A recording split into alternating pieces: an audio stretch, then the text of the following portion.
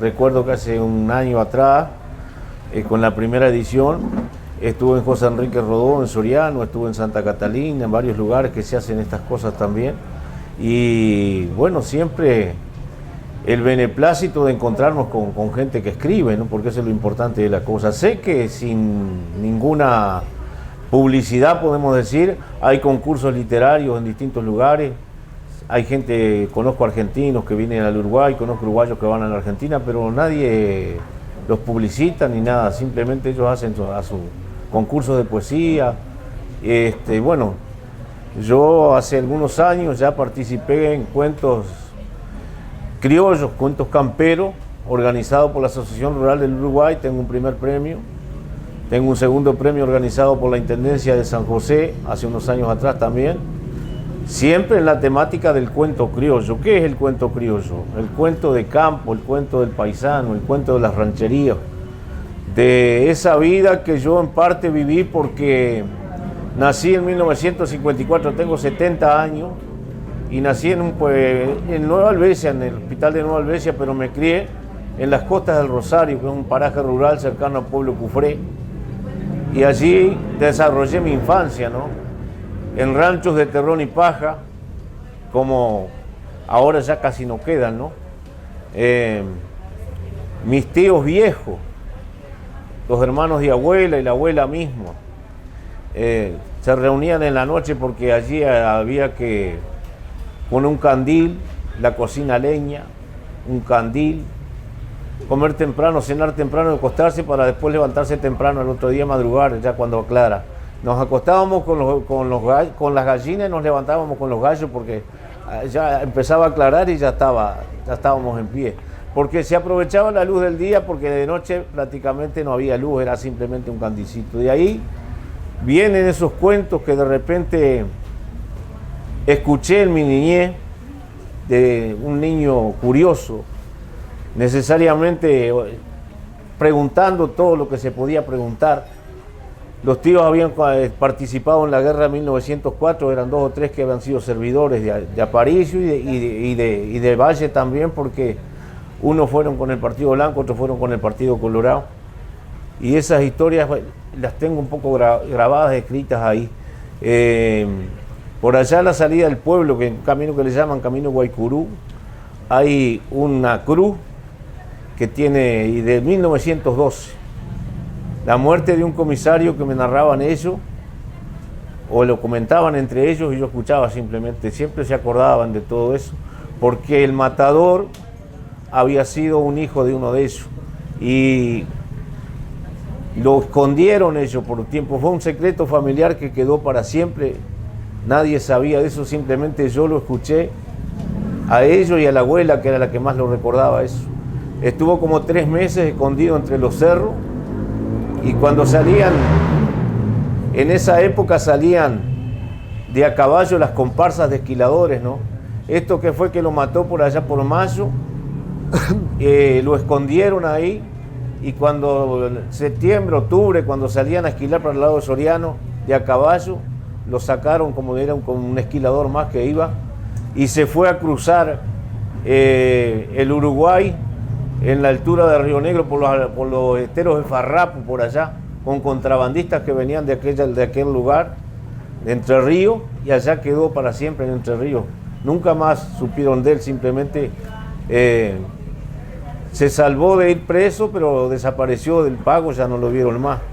Todas esas historias están, y hay historias increíbles de lo sobrenatural también, de las ánimas, de las historias, las leyendas de esas que ellos contaban siempre. Allí cerca nomás, y me acuerdo de esto, se me pone la piel de gallina. Nosotros escuchábamos llorar a la Llorona. Habían habido unos niños que en una época de peste habían fallecido allí en unos ranchos cercanos de un pariente y los habían sepultado entre los cerros allí nomás.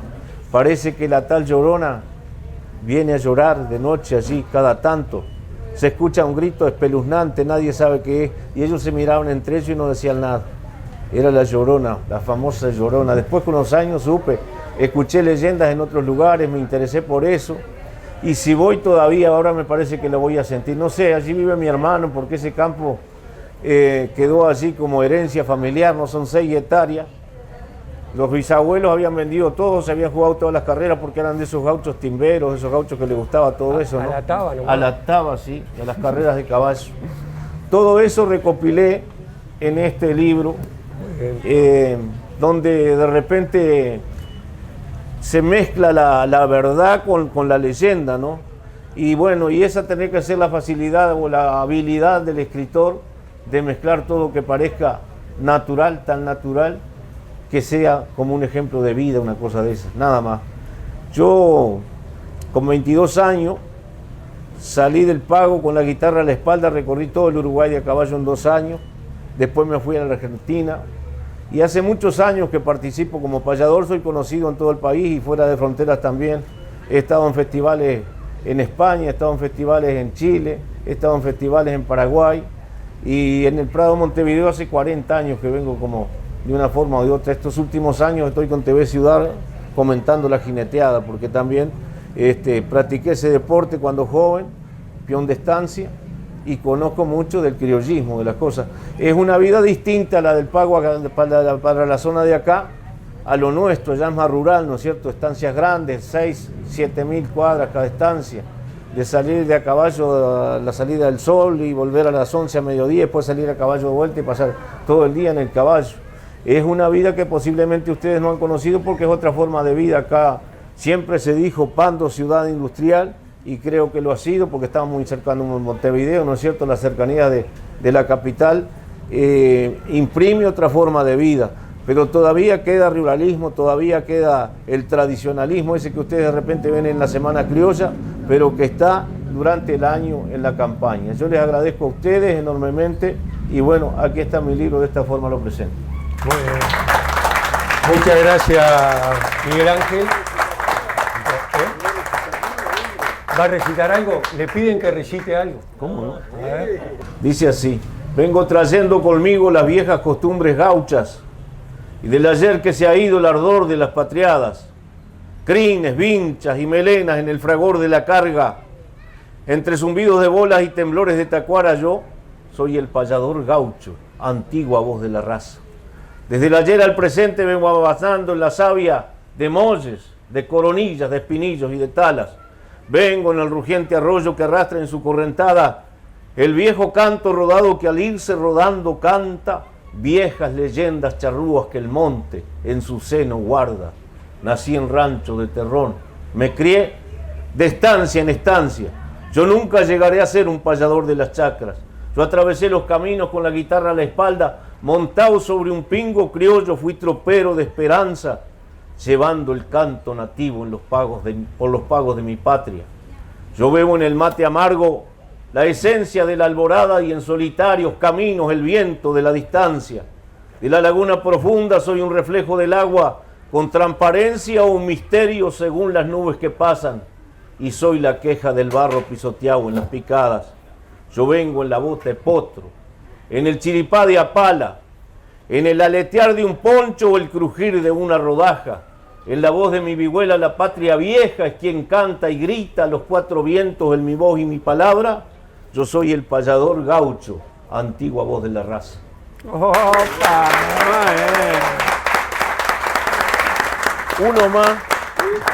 Uno más simplemente para practicar un poco y que ustedes conozcan más o menos lo que estoy haciendo o que he hecho últimamente, ¿no? Estuve hace el 5 de abril, 4 y 5 de abril y 6, se celebró este año en Lascano, departamento de Rocha. Ellos hablaban de Lascano, tengo muchos amigos allá, voy seguido. El Festival del Asado con Cuero, ¿no? Donde se faenan 70 vacas para vender asado con cuero y se juntan miles de personas allí. Me pidieron que hiciera un homenaje al maestro Rubén Lena porque era precisamente el 5 de abril se cumplían los 100 años del nacimiento de Rubén Lena, ya desaparecido físicamente, pero que siempre está en el recuerdo, más en la zona este, que es de allá de 33 entonces. Y hice unas décimas, estas sí, son décimas consonantes, que dicen más o menos así. Era el maestro rural sacrificado y modesto, aquel que ocupa su puesto porque ha sido su ideal. Llevó su tierra natal como su sangre en sus venas, pobreza, miseria, pena, soportó con estoicismo. Se fortaleció a sí mismo el maestro Rubén Lena.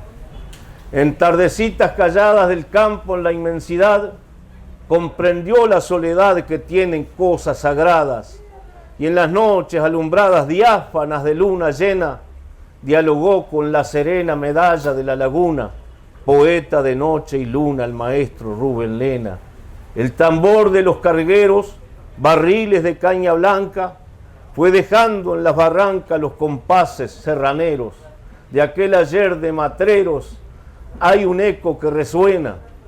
Con persecución y condena, tragedia de su destino, le cantó a Martín Aquino el maestro Rubén Lena. Las manos del flaco Juan, del cimiento a los pretiles, los sufridos albañiles del sacrificado pan, todos en sus versos van, los amó con su alma buena. Si el cachango de verbena tiene baile de acordeón, cantó a la humilde reunión el maestro Rubén Lena. Allá en la quinta sesión, una tarde de carrera, la muerte al Nacho Silvera se lo llevó en un facón. La tristeza en la reunión borró la alegría más plena. Sobre la cancha de arena se secó la sangre suya. Por él cantó a Isla Patrulla el maestro Rubén Lena. A ti, poeta y maestro, 1000 cosas te deberán, indios como Baladán de tan paisano, tan nuestro, que no se apague tu estro con miel de dulce colmena, perfumada hierba buena que sembraste en tu cantar, es la voz del Olimar, el maestro Rubén Lena. Muy bien. Muchas gracias. Gracias a ustedes. Gracias a ustedes.